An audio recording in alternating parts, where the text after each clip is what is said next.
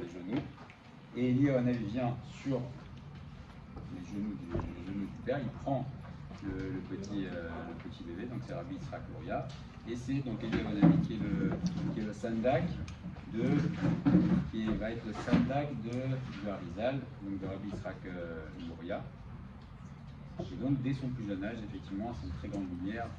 Et le Harizal, avant de connaître la Kabbalah et avant de révéler la Kabbalah, c'était un très très grand Talmid Chacham dès son plus jeune âge. Donc comme vous les Hachem, peut-être que vous allez devenir des très grands Talmid Chachamim. Si vous l'étudiez, les Hachem, il n'y a pas de doute que vous allez devenir des très grands Talmid Chachamim.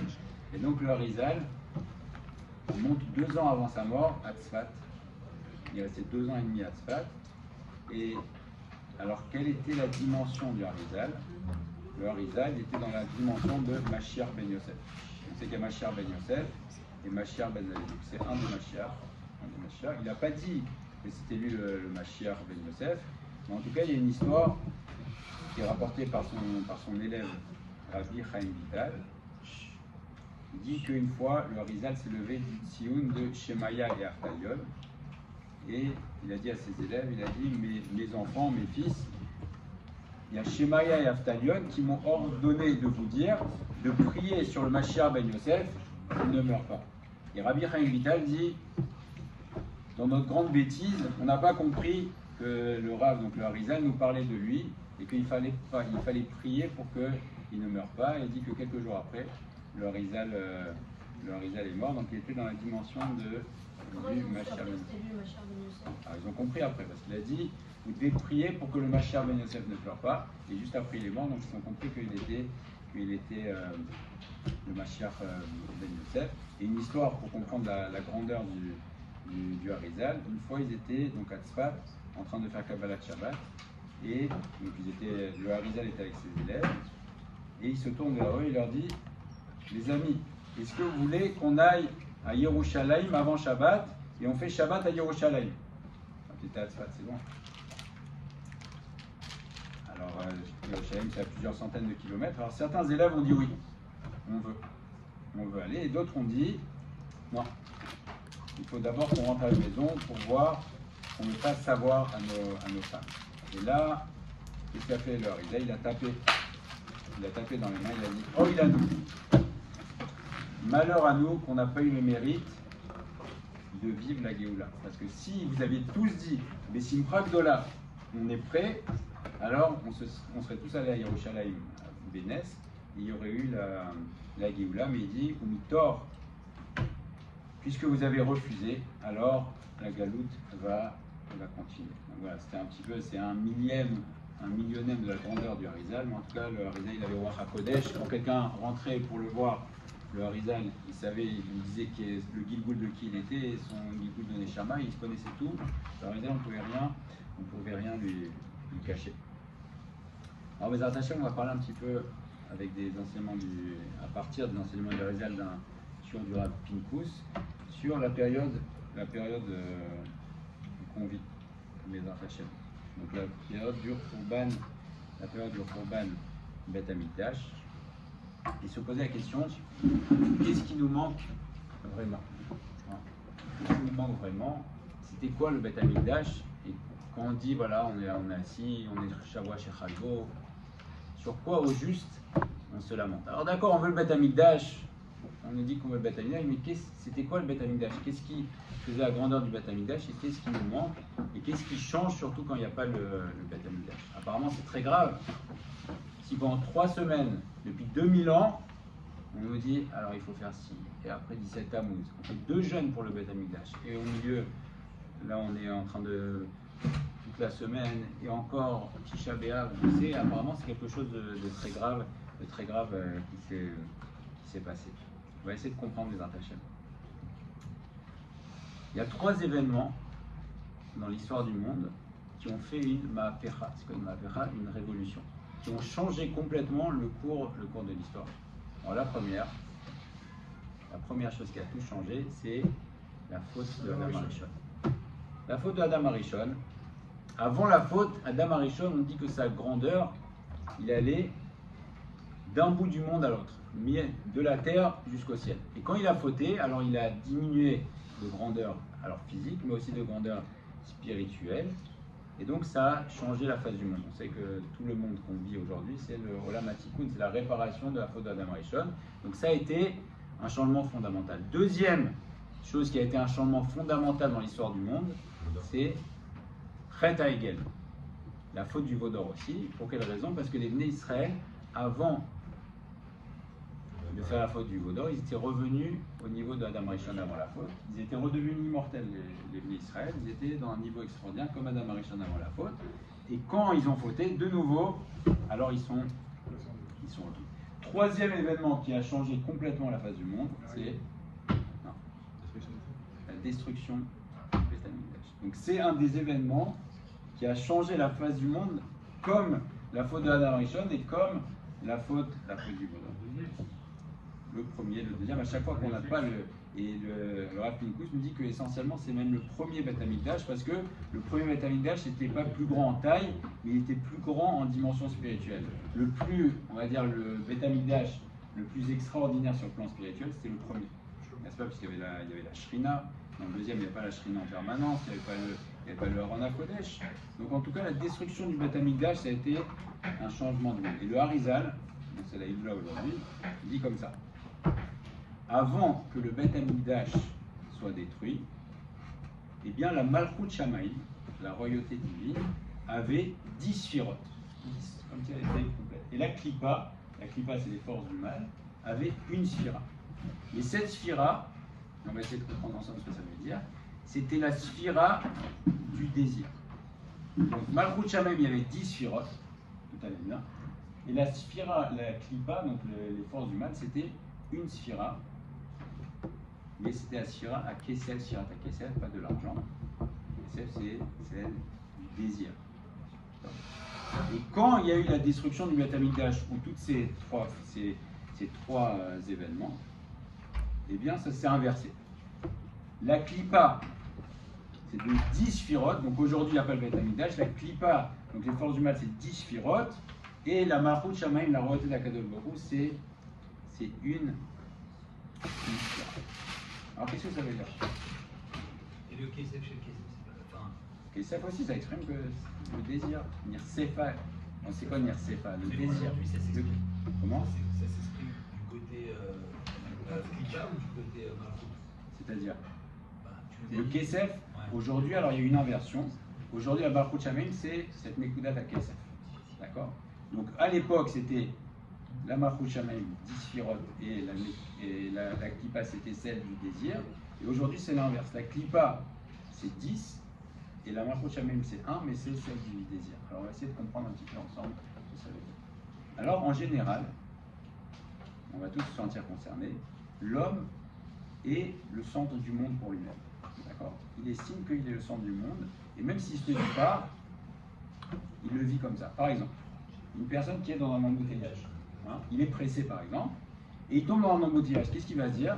Il va voir la voiture de devant lui, il va dire mais c'est pas possible, mais juste le jour où je suis en retard, tout le monde se met contre moi. Mais il n'est pas en train de se dire que celui d'à côté aussi, il a la même réflexion que lui. Donc l'homme, il sent en permanence qu'il est au milieu, il est au centre du monde et que tout tourne autour de lui. Hein, ça fait quelque chose. Donc, ils ressentent tous qu'on est, donc c'est le Ani, c'est le moi qui est au milieu. Autre exemple, pour comprendre, c'est par exemple si quelqu'un qui a étudié jusqu'à l'âge de 45 ans, il était à Vrer, il a étudié jusqu'à l'âge de 45 ans, et donc c'était un homme qui se consacrait entièrement à la Torah. Et là maintenant il a décidé qu'il y a Azman de travailler. Okay. Et donc il prend un travail on va prendre un exemple de serveur, par exemple, il est dans un oulam, dans une salle de mariage. Très bien. Donc il est dans une salle de mariage, et au début, donc, il fait son travail, et d'un coup il se rend compte, il se dit mais qu'est-ce que je fais là? Ça fait 45 ans, je consacre ma vie à la Torah, je connais tout le chasse, etc. Et je suis en train de servir un khatan qui a même pas 20 ans. Donc il a une prise de conscience. Et finalement il se dit bah non, c'est normal. Qui est-ce qui est au centre? C'est qui est au centre de la soirée? C'est le Khatan, tout le monde gravite autour de lui, donc c'est normal que moi aussi, finalement, je gravite autour de lui, que je le sers, donc il n'y a pas de problème. Et ça, c'est la grande question, c'est la grande question de notre vie. Et c'est ça qui a changé avec la destruction du Beth Amikdash. Qui est le serveur et qui est le Khatan? C'est la grande question. Qui est le serveur dans notre vie? Ou qui est le serviteur? Et qui est le Khatan, qui est le mari? Eh bien, avant la création d'Adam Arishon, tout était clair. Avant la création d'Adam Arishon, c'était qui le Khatan? C'est Akadosh Baruch Hu, il n'y avait aucun problème. Tout était créé, donc il n'y avait aucun doute sur le fait que le Khatan, le marié, celui qui était au centre, c'était Akadosh Baruch Hu. Arrive Adam Arishon. Au début, Adam Arishon aussi, tout allait bien. C'était clair dans sa tête. Si on lui posait la question, Adam Arishon, qu'est-ce que tu fais ici? Adam Arishon aurait répondu, il y a Kadosh Baruch Hu, c'est le Khatan, et moi je suis son serviteur. Je suis son serviteur numéro 1. Je suis le chef des serveurs, je suis le chef des serviteurs, mais les choses sont en place. Maintenant, il y a le serpent qui est venu, le Nachash qui est venu. Il lui a dit, regarde, tu fais une erreur. Tu peux devenir toi le Khatan. Il lui a dit quoi? Si tu manges le fruit, si tu manges ce fameux fruit de Etz Hadat, eh ben, qu'est-ce qui va se passer? Tu vas être comme Dieu. Donc pourquoi tu restes en tant que serveur? Deviens-toi le Khatan. Mange le fruit, deviens-toi le Khatan. Et c'est ce qu'a fait Adam Arishon. Adam Arishon a mangé le fruit. Et donc, à partir de ce moment-là, ça s'est inversé. En tout cas, ça s'est inversé pour lui, pour Adam Arishon. C'est lui qui est devenu le Khatan, en tout cas dans sa tête. Et Akadosh Baruch Hu, qui est entre guillemets le serveur. C'est-à-dire que même quand on fait les mitzvot, même quand on fait la Torah, même quand on fait nos brachot, c'est nous, aujourd'hui, l'homme, il ressent que c'est lui qui est le centre. Il attend que je fais les brachot, je fais les mitzvot. Pourquoi? Pas parce que je veux servir Akadosh Baruch Hu, mais parce que je veux qu'Akadosh Baruch Hu fasse ce que je veux. Et j'attends quelque chose. Je ne sers pas Hachem parce que, comme Adam Arishon au début, parce que c'est lui le roi et c'est lui le Khatan. Non, je veux quelque chose. Alors je fais les brachot, je fais les mitzvot. Alors Alvaï, au Hachem déjà qu'on les fasse. Et celui qui ne fait pas encore plus, c'est-à-dire que il veut faire ce qu'il veut, il veut vivre sa vie, mais il veut quand même que Akadosh Baruch Hu lui donne la bracha, la parnassa, la santé, la femme, les enfants, etc. Donc c'est Mamash, c'est lui qui est au centre, et c'est Akadosh Baruch Hu qui le sert. Alors quel rapport maintenant avec le Beth Amikdash? Eh bien le Beth Amikdash, c'est un endroit où quand on arrivait au Beth Amikdash, ben, les choses étaient claires. Tu voyais un endroit, tu arrivais au Beth Amikdash et tu voyais qui était le Khatan. Tu voyais qui était au centre. Tu voyais que tout était lié à Kadosh Baruch Hu et ça mettait les choses bien au clair. Et on dit le Beth Amikdash. Qu'est-ce que ça veut dire Beth Amikdash? L'endroit Mikdash de la sainteté. Alors on peut dire comme ça, les Hachem. Ne dis pas Beth Amikdash, mais tu peux lire différemment, tu peux dire Beit HaMekadesh, la maison de celui qui sanctifie. Qu'est-ce que ça veut dire? Si on voit d'un œil extérieur, on arrive au Beth Amikdash, on oublie que c'est le Beth Amikdash. Qu'est-ce qu'on voit? On ne sait pas que c'est le Beth Amikdash. On voit des hommes, donc des Kohanim en l'occurrence, qui sont habillés avec certains habits, des habits blancs, et qui prennent des animaux et qui leur font la shrita toute la journée. Et qu'est-ce qu'ils font après? Alors ils vont prendre les animaux, ils font la shrita, ils vont brûler une partie, ils vont manger une autre partie.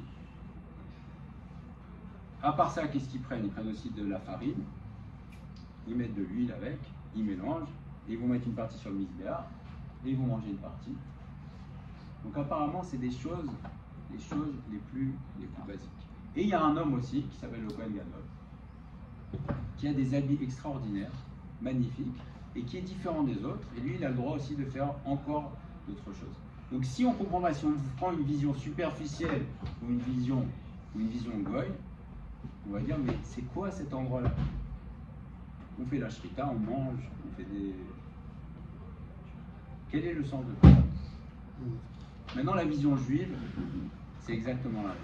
La vision juive, c'est Beit HaMekadesh, c'est un endroit où tu prends conscience que tu peux tout sanctifier pour Akadosh Baruch Hu. Tout le matériel, tu peux le prendre et tu peux l'élever. Puisque dans le Beit HaMikdash, quand on faisait un korban, qu'est-ce qu'on prenait? On prenait les 4 éléments. On prenait le minéral, c'est le sel. On prenait du sel, il y avait toujours, n'est-ce pas? Du sel sur un korban. On prenait le végétal. Qu'est-ce qu'on prenait comme végétal? On prenait de la farine, le végétal. On prenait le chai, l'animal, et on prenait aussi l'homme, Adam, on le prenait, et donc tout se mettait, tout était élevé pour la Kedusha. Et donc quand un homme rentrait au Beit HaMikdash, il voyait que, contrairement à ce qu'on peut voir à l'extérieur, tu peux tout prendre et tu peux l'élever.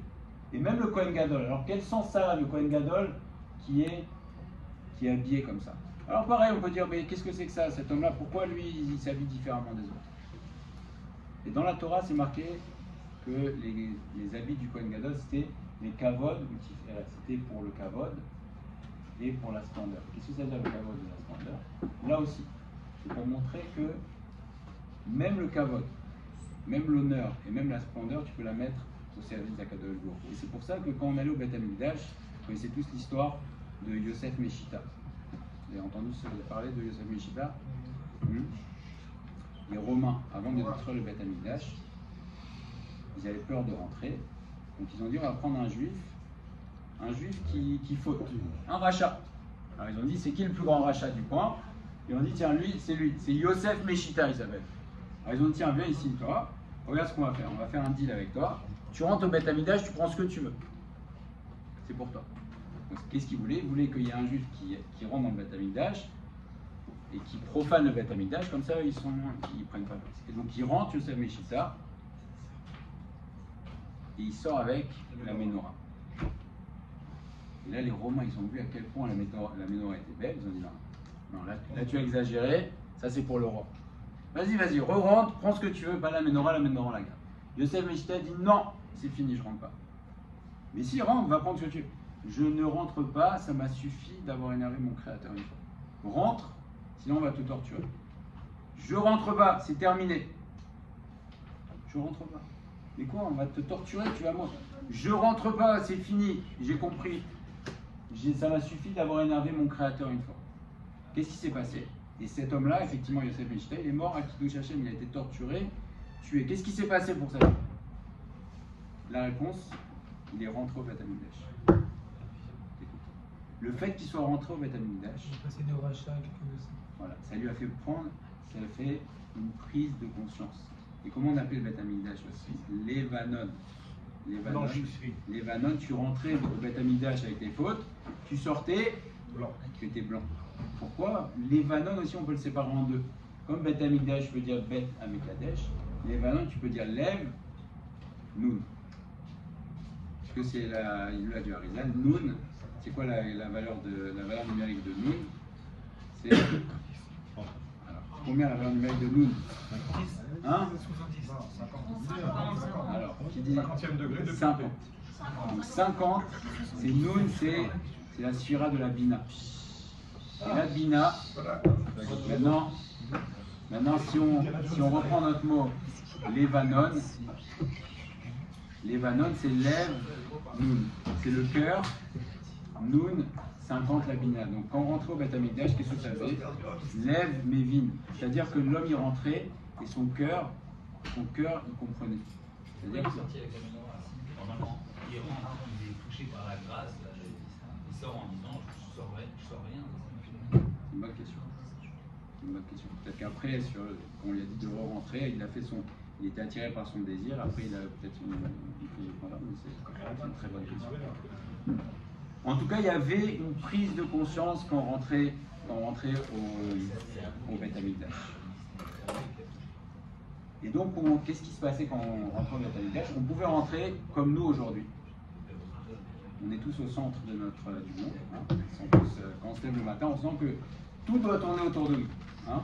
Pourquoi ça c'est pas prêt? Pourquoi ça c'est pas comme ça? Et pourquoi celui-là il va pas assez vite? Parce qu'on sent que le Hani c'est au centre. Et ben, quand on allait au Beth Amikdash, on remettait Akadosh Baruch Hu au centre. Et qu'est-ce que ça a changé de mettre Akadosh Baruch Hu au centre? Ok, on dit on était plus tzaddik? Non. Parce que si on reprend l'exemple de notre mariage, quand le Khatan, il est d'une famille très très riche, qu'est-ce qu'on va servir au repas a priori? On va servir des super plats. Ça va être voilà. Si c'est quelqu'un qui est d'une famille très très pauvre, alors il est très possible que les plats soient beaucoup plus simples. Et donc ça a changé fondamentalement. Quand il y avait le Beth Amikdash, c'était qui le Khatan? C'était qui était au centre du monde? C'était Akadosh Baruch Hu. Et donc quand il y avait Akadosh Baruch Hu au centre du monde, alors il y avait une bracha Atsuma dans le monde. Comme dans ce mariage d'une personne très riche, les plats étaient extraordinaires. Et ce n'était pas que dans la gashmiut, ce n'était pas que dans le matériel.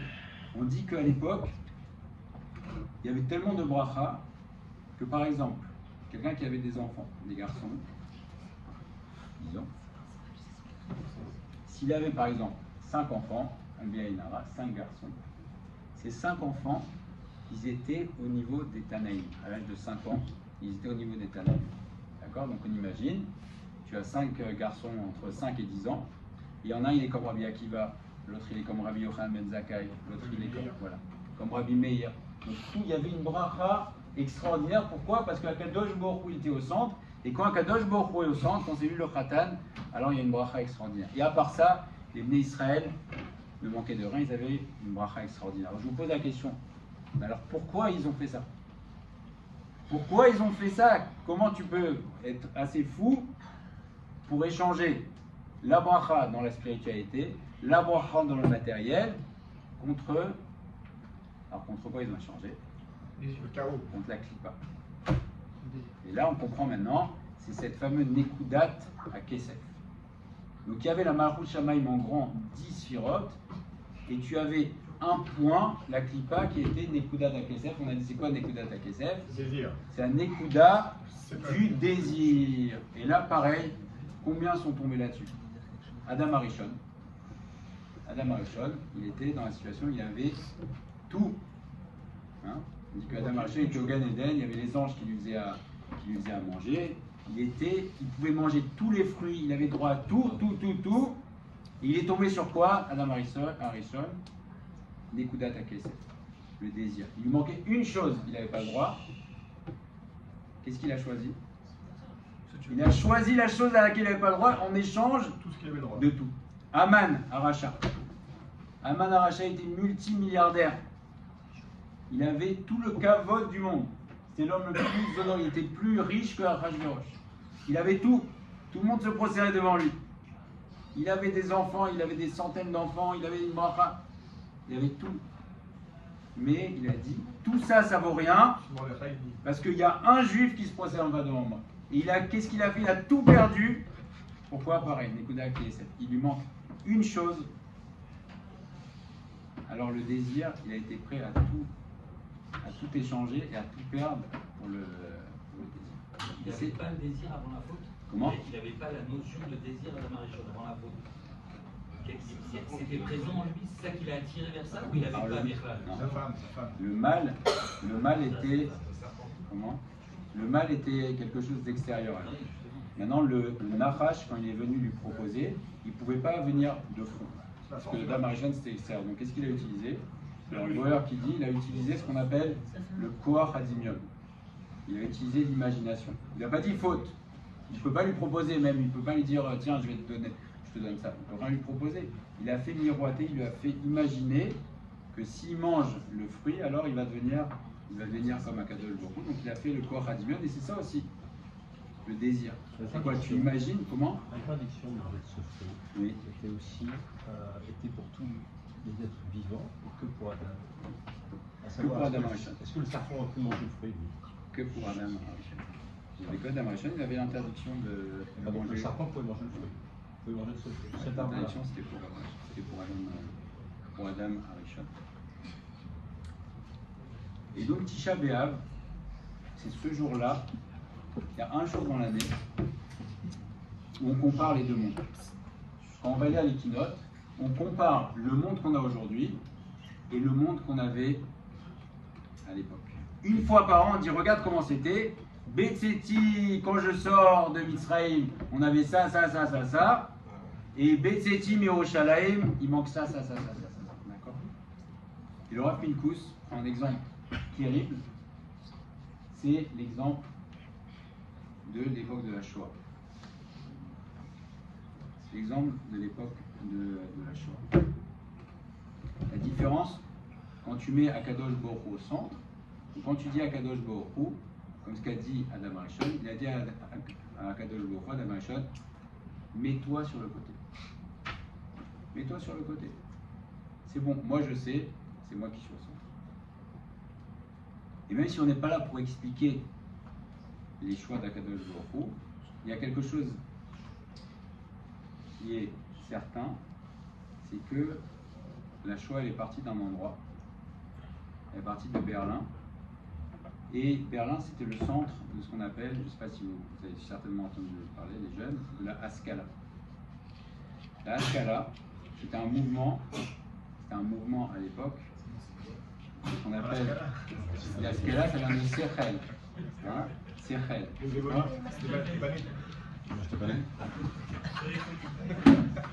C'est le centre de la Haskalah. La Haskalah, c'était quoi? C'était des juifs qui disaient nous, on comprend mieux que Akadosh Baruch Hu. Tu sais quoi, Akadosh Baruch Hu, mets-toi de côté. Nous, on a compris comment fonctionne le monde. Et donc, ça a été des gens qui ont fait une catastrophe dans le monde juif. Ils ont dit ce qu'on va faire, c'est qu'on va être juif à l'intérieur et on va être goy dehors. Et à la fin, qu'est-ce qui s'est passé? Ils ont été goy partout. Et donc sur ça, sur cette chita-là, c'est d'ici qu'est partie la Shoah. Et là, le Rav Pinkus continue et dit qu'est-ce qui s'est passé à ce moment-là? Est-ce que ça vous étonne quand on dit qu'un gros poisson mange 10 000 petits poissons? C'est pas étonnant. Une baleine, elle mange des tonnes de plancton. C'est pas étonnant. Donc quand l'homme Israël met de côté Akadosh Baruch Hu, et c'est valable aujourd'hui, quand tu dis Akadosh Baruch Hu, mets-toi de côté, laisse tomber, laisse-moi, moi je sais, alors ok, donc on se met sous les règles du Teva. Du Teva de la nature. Et dans la nature c'est normal que le gros poisson il mange le petit poisson. C'est normal. Donc quand l'homme Israël il met Akadosh Baruch Hu de côté, eh ben ok, vous voulez que je me mette de côté? Ok, alors je vous laisse aux prises avec les nations. Et c'est une règle. On dit que le Ham Israël, c'est une brebis parmi 70 loups. Hein? Une brebis, c'est un petit agneau parmi 70 loups. Alors quelle chance elle a la brebis face à 70 loups? Hein? Elle a zéro chance. Elle a zéro chance. Donc si ce n'est que Akadosh Baruch Hu a protégé l'homme Israël pendant toute cette période, l'homme Israël, c'est impossible que l'homme Israël persiste. Et donc quand on met Akadosh Baruch Hu de côté, c'est vrai pour l'homme Israël, mais c'est vrai aussi pour chacun d'entre nous. C'est quand tu mets Akadosh Baruch Hu de côté, tu penses que tu es le plus malin, tu penses que tu vas réussir, tu penses que tu as tout compris, et qu'on soit jeune ou moins jeune, on a tous ce travers-là. Quand tu penses que tu es au milieu, tu as tout compris. Akadosh Baruch Hu, laisse-moi, ça c'est bon. Il y a des choses aussi dans notre tête, on pense que je sais mieux qu'Akadosh Baruch Hu. La Torah me dit ça, non. Laisse. Ça c'est bon, ça je sais. Donc quand tu mets Akadosh Baruch Hu de côté, ok. Akadosh Baruch Hu, il n'y a pas de problème, il se met de côté. Et là, à ce moment-là, on se met à la merci de la nature. Mais par contre, quand tu mets Akadosh Baruch Hu au centre, quand tu dis c'est lui le Khatal, je fais mes mitzvot, je fais ma Torah, j'ai compris, oui, Akadosh Baruch Hu c'est lui le Khatal, alors à ce moment-là, tu rentres dans ce qu'on appelle la Siyata Dishmaya. Siyata Dishmaya, la Hashgacha Pratit, l'aide d'Akadosh Baruch Hu, la Hashgacha Pratit, la providence particulière qui fait que tu vas avoir la protection d'Akadosh Baruch Hu. Et puis en Israël aussi, c'est la protection d'Akadosh Baruch Hu. Donc quand Akadosh Baruch Hu est au Merkaz, il est au centre et tu dis oui, c'est lui le Khatan et moi je suis le serveur. Et Adam Arishon est un bon serveur, hein, il était serveur numéro 1. Donc tu peux être serveur numéro 1 du roi, c'est pas mal. Et quand tu mets Akadosh Baruch Hu au centre de ta vie, c'est vrai pour nous tous, hein, toujours pareil, jeunes ou moins jeunes, alors à ce moment-là, tu vas voir la main d'Akadosh Baruch Hu. Et quand c'est Akadosh Baruch Hu, quand tu es au mariage et que c'est lui le Khatan, alors il y a une bracha Asuma et c'est ça Tisha B'Av. C'est pour ça que Tisha B'Av c'est un jour tellement important et qu'on se prépare, on se prépare, parce que c'est un moment qu'il faut vivre. Vivre parce qu'on prend conscience de la différence entre un monde où il y a Kadosh Baruch Hu au centre, comme c'était à l'époque du Beth Amikdash. On dit voilà comment c'était et voilà comment c'est. Il y a toujours la Nekudat Kesef qui est toujours là, quoi qu'il arrive. Qui est le Beth Amikdash ou qui n'est pas le Beth Amikdash? Alors c'est quoi cette Nekudat Kesef maintenant? On a dit que la Klippa aujourd'hui c'est 10 étages, 10 sphirotes. On voit si tu tournes la tête à droite, à gauche, tu vois que hein, le monde, la Klippa elle est même 10 sphirotes, même 100 sphirotes, autant. Et la Nekudat Kesef, c'est quoi? Maintenant c'est Malchut Shamayim. C'est au fond de nous, dans notre cœur. Maintenant, c'est le désir d'Akadosh Baruch Hu qui est au fond de nous. Et c'est Tisha B'Av, c'est ce jour-là où la Nekudat HaKesef. Qu'est-ce que ça éveille quand tu penses au Beth Amikdash? Quand tu t'assois par terre et que tu dis voilà comment c'était et voilà comment c'est aujourd'hui. Qu'est-ce que ça va réveiller chez toi? Ça va réveiller l'envie. Et donc la Nekudat HaKesef aujourd'hui, la Nekudat HaKesef, la prise de conscience, quand tu vas réfléchir sur le Beth Amikdash, ça va réveiller ce point-là de désir pour Akadosh Baruch Hu. Et là, tu vas vouloir que Akadosh Baruch Hu revienne au centre. Et quand on veut que Akadosh Baruch Hu revienne au centre, de la même manière que quand on lui dit mets-toi de côté, il se met de côté Akadosh Baruch Hu. Et quand on veut vraiment qu'il revienne au centre, alors Akadosh Baruch Hu revient au centre. Et c'est pour ça précisément qu'on dit que Tisha B'Av, c'est quel jour? C'est le jour le plus triste de l'année. Mais c'est aussi le jour de la naissance du Mashiach. De ma fille aussi. Alors pourquoi c'est le jour de la naissance du Mashiach? Parce que le Mashiach ne peut venir que si on désire Akadosh Baruch Hu. Akadosh Baruch Hu n'a aucun problème pour nous redonner le Beth Amikdash, pour le Mashiach. Alors on dit tous, we want Mashiach. Ok, mais est-ce qu'on fait ce qu'il faut? Faire ce qu'il faut. Akadosh Baruch Hu ne nous demande pas d'aller faire la guerre contre les nations. C'est pas ça qu'il nous demande, Akadosh Baruch Hu. Il nous demande de réveiller en nous vraiment le désir qu'il soit au centre, que ce soit lui le roi, que lui soit au centre. Le Beth Amikdash, si on a le désir, alors Akadosh Baruch Hu, Miyad, il nous donnera. Alors les gens Hachem, on a plusieurs âges ici, Baruch Hachem, et les jeunes ont un très grand rôle à jouer. Hein, parce que vous êtes la génération, alors moi aussi, vous avez l'impression d'avoir le Mashiach, et vous, c'est encore plus important. C'est-à-dire que si les jeunes ils disent nous, on ne veut pas vivre une vie sans le Beth Amikdash, alors Akadosh Baruch Hu, c'est sûr qu'il donnera, vous donner un très bel exemple, Baruch Hachem, de venir comme ça, une fois que vous voulez, vous avez envie, alors Bezrat Hachem, on espère qu'il n'y aura pas Tisha B'Av, mais en tout cas, s'il y a Tisha B'Av, réfléchir, et c'est ce moment où on va comparer le monde quand il n'y a pas Akadosh Baruch Hu et le monde quand il y a Akadosh Baruch Hu, Bezrat Hachem, le Biskoudze, on voit la venue du Mashiach.